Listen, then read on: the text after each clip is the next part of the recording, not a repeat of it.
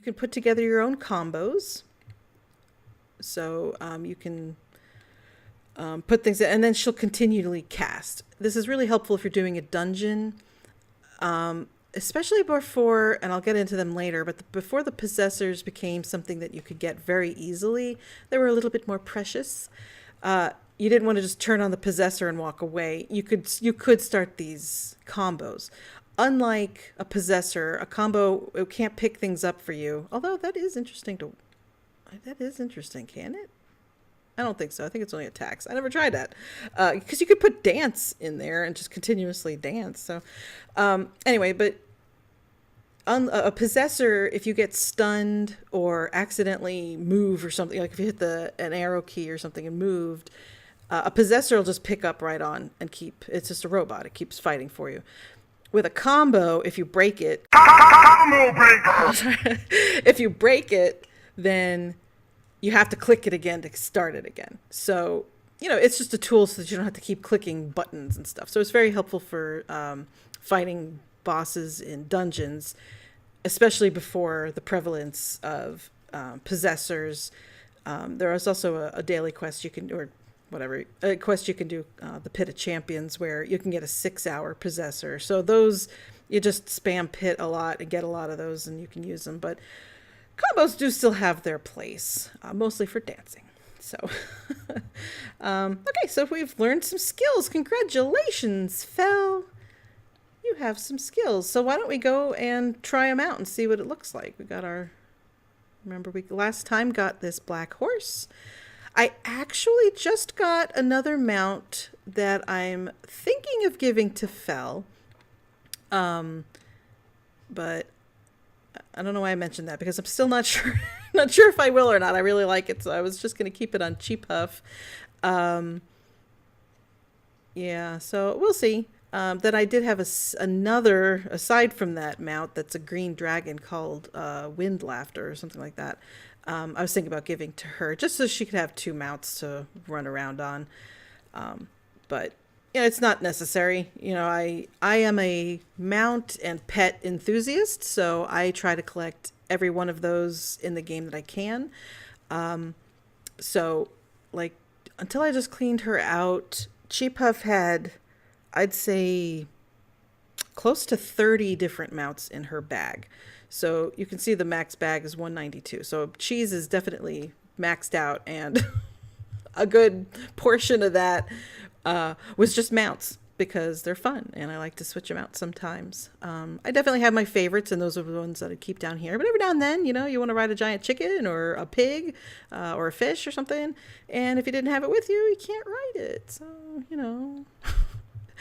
Anyway, let's go ahead. I'm going to actually get her off here so that we can fight these unicorgis and I could show you her attack. What was it called again? Void Fist. Just a quick note, you'll see that now the unicorgis' names are a light green. That means I've over-leveled them. So I can still get drops and decent rewards for fighting them, but not as good as if they were white. Mobs that are above me will be a light pink or a dark red or almost like a black red color. Things that are below me are this light white color, a slightly darker green color. I said white, didn't I? Green, all shades of green, to a very dark green. So you want to avoid definitely the dark green. This light green is still not too bad. So let's go ahead and attack with that. Okay, see, much, much stronger. So let's go ahead and get a different angle. I'm actually going to push the button this time. Okay, that's pretty direct. There's no long cast. It's just probably one you can spam pretty fast because the cooldown is instant. You can see that it does use some of the mana points, so that's something I would need to have pots to refresh. It will refresh over time as long as I'm out of combat. See, if I'm in combat, the little dragon going around. So, but I'm out of combat, it'll start to regenerate. I was going to say something else and I just confused myself. Oh, that's what I was going to say. We have other things we can upload. Why do I keep saying that? Upgrade. We can level up our weapon, but I'm not going to because this is just a very, very new weapon, and we'll get a better one in just a little bit. So I'm not going to level that up.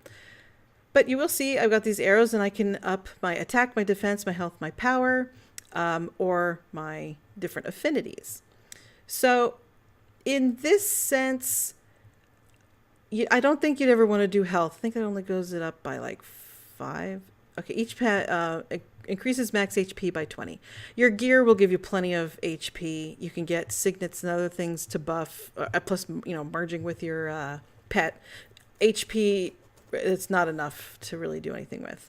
Attack is your strength and intellect by 3. Again, it's not really something that a couple little points are really going to make much difference on. So what I learned from some other friends, and then just in my own experience, is the way that this system is set up now, really the only ones that are worth anything are power, which increases the chance of a critical attack and bonus critical damage, and then the defense points. I have in the past built on attack and defense, especially because like I'd mentioned before, I played priest or mystic, and their heals are intelligence based. So it really, it would make like maybe 100-point healing damage. When you get up into the 100,000 HP level, what's 100 HP? The bosses and the mobs are hitting you for way more than that, so it doesn't really matter. So just for the sake of ease, I'm going to keep going with the good old power and defense. So we'll actually give her defense first. So you can see I've got the points to distribute. And he'll hit a max that you're allowed to do. So they usually tend to stay pretty well even. So then I can up my different affinities. So there's Ferris, Flora, Aqua, Aquin, Pyros, and Terra. So this is like wind, wood, water, fire, and earth. Just the basic 5 elements. 1, 2, 3, 4, 5. Yeah, okay. So I am not good at counting, so just checking. So we learned that she is Flora and Pyros. Since my first attack is Flora, I'm going to start with Flora just in case they get out of sync. Because sometimes you'll get 3. So you can put 2 in Flora and 1 in Pyros, and you'll eventually hit a limit. Like I couldn't put all 10 in Flora. It'll say, no, you can only up it by a certain amount each time. Not sure why, but I guess that's so you do have to pick 2 things, at least 2 things. Just a really quick history on this character development here. When ESO originally started, each of these was tied to one of these. So if you wanted to increase your intellect and your Aquin affinity, you upgraded Aquin. Giving Aquin would give intelligence. That's the only way. They were tied to each other. There were these little seed things. I don't know if you guys remember. I was playing around, looking on YouTube, just trying to find some information and stuff, and I did find a video of someone showing the upgrade using that system. So I'm going to add that as a link in the description. So if you're interested in looking at it, if you remember it from early ESO, it disappeared very fast. I don't even know if it made to full release. It might have been something they tried. I can't remember now if it was just closed beta or if it was in open beta and then they just changed it. It was not around very long, and it lets you really develop your character in a special way, in however you wanted to go. Just a second. I think my sister's dog got hurt. Okay, sorry about that. I heard a little yipe, and the dog came running over here, so I think she got into a fight. She couldn't back up because she likes to mess with the cats, and my cats are not declawed, so they're not aggressive. This is totally not. I don't know why I'm telling you this, but anyway, I think she's fine. She didn't want to show me, but I think she got a little slap. Anyway, I forgot what I was talking about. So, the upgrading points in original ESO. So I'm not sure when that changed over, but it forced you to have a different way of developing your character. It wasn't so straightforward, like I'm just going to pick all Aquin, or I'm just going to pick this or that. It was more nuanced, I can't say that I liked or disliked that or this better. I feel like people had very different characters with the original way that it was done. Whereas this is like, well, my affinities are this and this, unless you wanted to PvP or get ready for fighting any certain kind of boss. Because you can see as you increase your affinity, you're building a different resistance. So as you're building an affinity with one, you're building the resistance to the other. So some people, you can switch using an item. You can switch your affinities around however you'd like, basically whenever you want. Especially since now there's no to get the money to do it is easier. So anyway, I'm rambling. I guess I'm tired or something. So this was just a quick overview on skills and assigning skill points.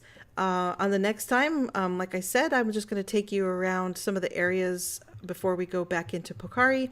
Eventually this will pick up. I'm sorry if it's been a little boring so far. This is mostly just memories of how to play and, reminding you what things look like. So, yeah, if I think of something, I'll put it in here. And I think that's all I wanted to say. So I hope you enjoyed this episode, and we'll see you next time. Bye.